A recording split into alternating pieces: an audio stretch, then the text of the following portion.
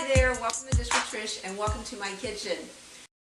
So I'm going to start making a lot of soups again. My son's going to be happy I'm just going to start cooking again because pretty much I took the summer off from a lot of cooking because it was so hot that you don't really feel like cooking in the summer and you don't eat a whole lot, so just eating something real simple. Now I'm back in my kitchen and I'm going to show you how to make a really yummy cabbage soup. And it's kind of on the line of like a stuffed cabbage, but you're not going to really be stuffing cabbage. This soup is really good. It's real simple to make. About a pound of ground sirloin that I didn't use yesterday from something I was making. So I had that in the fridge. I was also canning a lot of plum tomatoes this week, and I figured it'd be really good just to use some of my nice home fresh grown plum tomatoes in a recipe. I'll show the ingredients we'll be using for this soup. Show you what I'm doing over here. Alright, in my pot I'm browning 1 pound of ground sirloin. There. On my back burner here have 2 onions that I'm sauteing up. Wow, these smell really good. Okay. You want to saute up your onions for probably like maybe 3-4 minutes, not long. Keep an eye on your ground meat, just get that browned up. I'm going to use some of our stewed tomatoes, which I have here. This is a quart of stewed tomatoes. This jar of sauerkraut that I canned. We're going to go ahead and use that up. Also, we're going to need 3 cups of water. For our spices, we're going to need a teaspoon of parsley, a teaspoon of oregano, a tablespoon of sugar. I have a tablespoon of minced garlic here. You're welcome to use fresh garlic. I just use this because it's faster and easier. Also, sea salt you're going to need, and some black pepper to your liking, and how much you want to add. So we'll finish browning our burger up and our onions, and then I'll see you back here. Okay, there's our meat. It is finished up. We'll just take our paper towel. That's how I do it. Kind of squish it in there. And just see if we can get a little bit of grease off of there. Okay. And kind of have it, not much at all on there. And we'll throw that out. Alright, so what we're going to do first is pop in our water. 3 cups of water.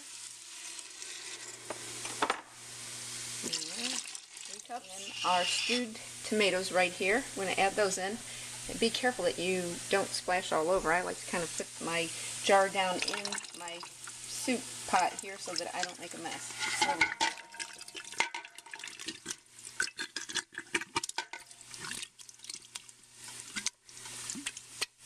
Next, sauerkraut. It's homemade also, and there's a few caraway seeds in it to make it taste even yummier. And it goes. Okay. There's that. It smells really good already. Now we're going to pick up our hot cast iron skillet. When you're picking those up, you'll always want to have a pot holder or something because you will get burned. Here I have my pot holder that fits right on this handle. Isn't that cool? Okay, pick it up. In goes our onions. Those smell delicious. It's kind of nice having some time off from all the cooking I was doing. Just need a little vacation. There's that.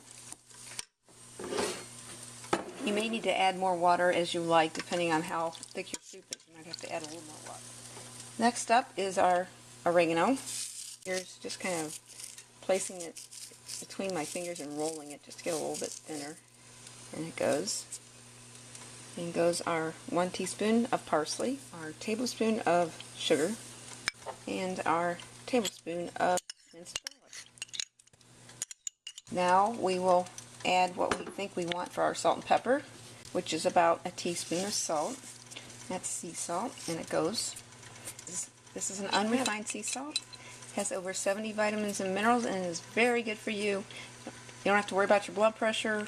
I've had my blood pressure taken just last week, and I eat as much of this as I want, and I have no blood pressure problems going on. Actually, sea salt helps you to lower your blood pressure, believe that or not. Pepper. That's about a 1/4 of a teaspoon. Alright, we're going to give this a quick stir. It smells really good. A lady in my quilting class gave me this recipe, and it's really super yummy, super good. Okay, you always want to taste your cooking, make sure it's good, so that you can adjust your spices. We'll let our soup set up for about a ½ hour. Let all of our spices marry together, and then I'll see you back here. Okay, we're back. Our soup has been simmering for about 40 minutes. In addition to the spices that we used and the water we used, I added 1 teaspoon of basil, and I also added 1 more cup of water. So for the water, you're going to use 4 cups of water, and you're also going to add the extra seasoning in there, the basil.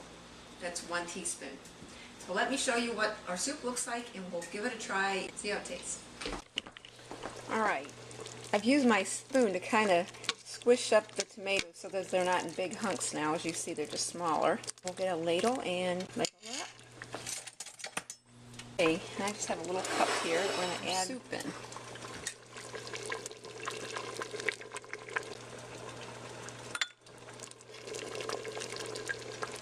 Okay, that looks yummy.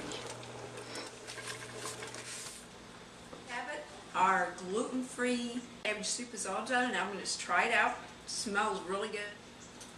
You can even add some crackers with this if you'd like. Ooh, and it's really hot too. Tasty. We picked some green beans the other day, and I made a batch of them yesterday, and we still have some left over, so we're going to serve green beans with this, and also I'm going to make some mashed potatoes, and then we'll have a really nice dinner. You just want to serve up your soup, get your crackers out, and you'll be all set to go. Thank you for watching. I hope you have a great evening, and I'll see you next time. Bye-bye.